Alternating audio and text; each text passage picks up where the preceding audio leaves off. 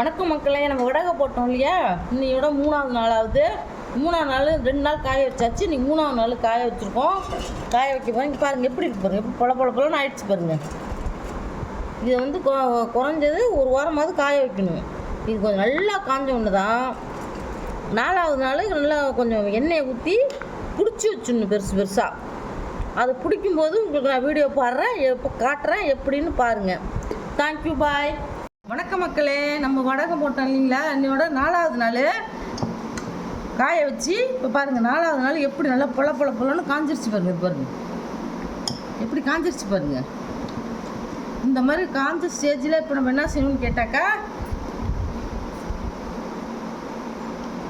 நல்லெண்ணெய் கடலெண்ணெய் ஊற்றினாலும் நல்லாயிருக்கும்.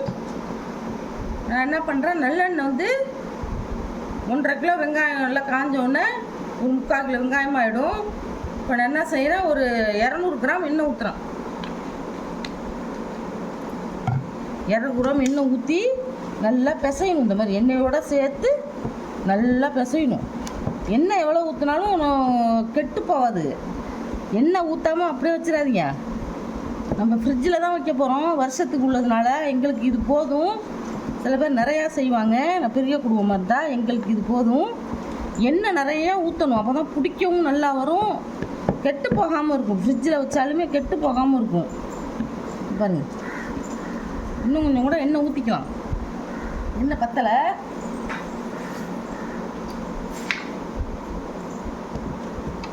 நல்லா ஒரு 300 கிராம் எண்ணெய் ஊற்றிக்கலாம். அதனால் எண்ணெயை ஊற்றி பிடிச்சி வச்சா தான் நல்லாயிருக்கும். பாருங்கள், நல்லா பிசைஞ்சு பிடிக்கணும். இப்படி எப்படி நான் எப்படி பிசைகிறேன் பாருங்கள்.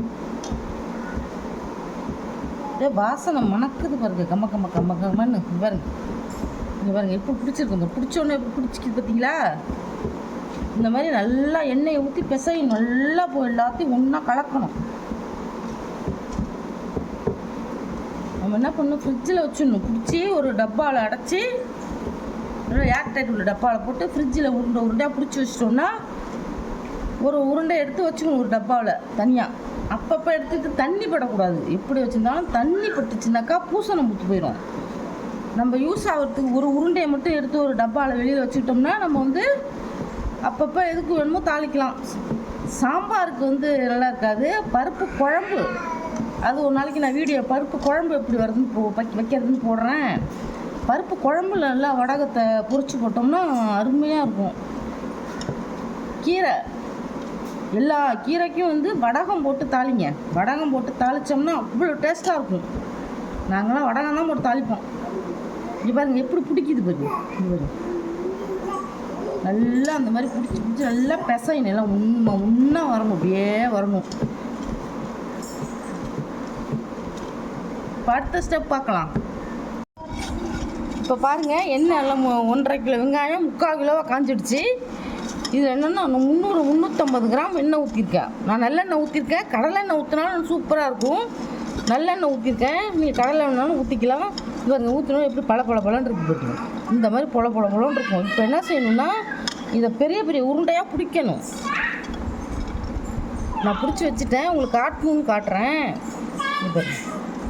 இந்த மாதிரி நல்லா உருண்டையாக பெரிய உருண்டையாக பிடிச்சி வச்சிடணும். பிடிச்சி வைக்கும்போது இன்றைக்கி 4 நாள் ஆச்சுல, நான் இன்றைக்கி நல்ல வெயில், அடிக்கிற வெயிலில் தான் வடகம் போடணும்.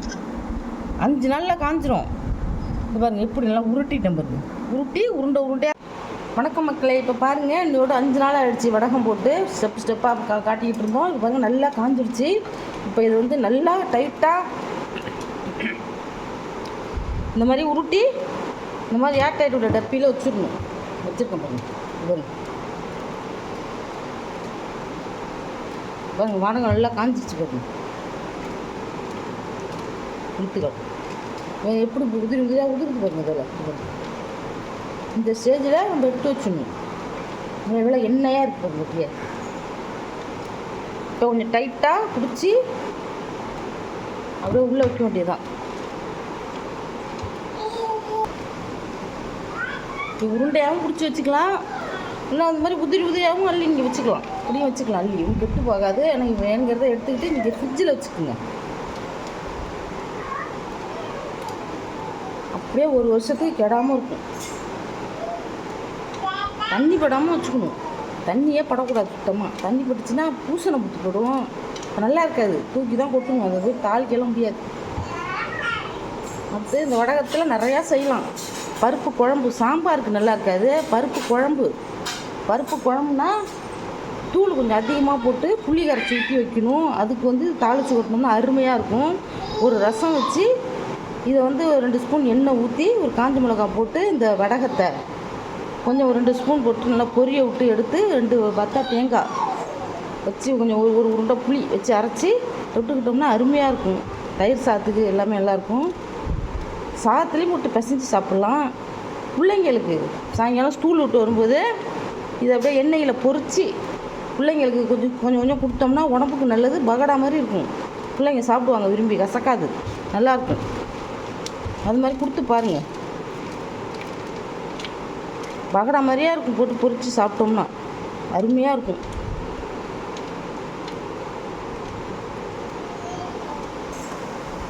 இந்த வடகத்தை வந்து மீன் குழம்பு ரொம்பவும் போடக்கூடாது. வெறும் வடகத்தையே போட்டு தாளிக்கக்கூடாது. ஒரு மீன் குழம்பு வைக்கிறோம் அப்படின்னா இந்த இவ்வளவு போட்டு தாளிச்சிக்கலாம். குழம்புக்கு ஏற்ற மாதிரி இவ்வளவு தாளிச்சிட்டு வெங்காயம் போட்டுக்கணும். ஒரு வெங்காயம் அரிஞ்சு போட்டு தாளிக்கணும். அப்போ தான் நல்லாயிருக்கும். இல்லைன்னா குழம்பு வெறும் வடகம் வாசனையே வரும். சில பேருக்கு அது பிடிக்காது. உங்களுக்கு சௌகரியம் இப்படி செஞ்சுக்கோங்க. இதை வந்து கீரை, முருங்கைக்கீரை பருப்பு போட்டு கடைஞ்சாலும் சரி, அரைக்கீரை, எல்லா கீரையுமே பருப்பு போட்டு கடைஞ்சாலும் சரி. அதில் இந்த வடகம் தான் தாளித்து போடணும். வடகம் மற்றபடி இந்த பூண்டு போட்டு கடையிறோம்ல, அதுக்கெல்லாம் தாளித்து போடக்கூடாது. பருப்பு போட்டு கடையிற எந்த கீரையாக இருந்தாலும் இந்த வடகம் தாளித்து போட்டிங்கன்னா அருமையாக இருக்கும். ஒரு கீரை கடைஞ்சிட்டு ஒரு கருவாடு தொக்கு வச்சு சாப்பிட்டோம்னா சூப்பராக இருக்கும். இதையும் நீங்கள் நான் சொன்ன மெத்தேடை ஃபாலோ பண்ணி பாருங்கள். இந்த ரெசிபி உங்களுக்கு பிடிச்சிருந்து இந்த மாதிரி ஒரு டப்பியில் வச்சு நல்லா டைட்டாக மூடி வச்சுடணும். இதை வச்சாலும் சரி, உங்களுக்கு ஏற்ற மாதிரி வச்சாலும் சரி. நான் 1.5 கிலோ போட்டு வச்சுருக்கேன். அதுலேயே எனக்கு வந்து எத்தனை உருண்டை வந்துட்டு பாருங்கள். பெருசாக நான் முடிச்சு வச்சுருக்கேன். கிட்டத்தட்ட ஒரு 15 உருண்டை வந்துருக்கு. பெரிய உருண்டை பாருங்கள், எவ்வளோ பெரிய உருண்டை. சில பேர் இதில் சின்ன குட்டியாக பிடிப்பாங்க. அது மாதிரி பிடிச்சி வச்சுக்கலாம். அது மாதிரி பிடிச்சாக்கா நல்லா ஒரு 25 உருண்டை வரும். நான் பெருசாக பிடிச்சி வச்சுருக்கேன். அதனால் எனக்கு ஒரு 15-17 உருண்டை வந்திருக்கு.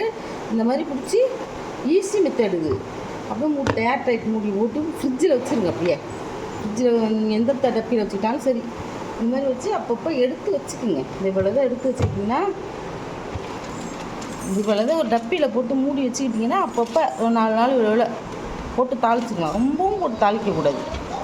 ரொம்பவும் தாளித்தாலும் கசக்கும். நமக்கு தேவையான அளவு தான். இது இவ்வளோ தான் ஒரு வாசனைக்கு போட்டு தாளிக்கணும். தேங்க்யூ, பாய்.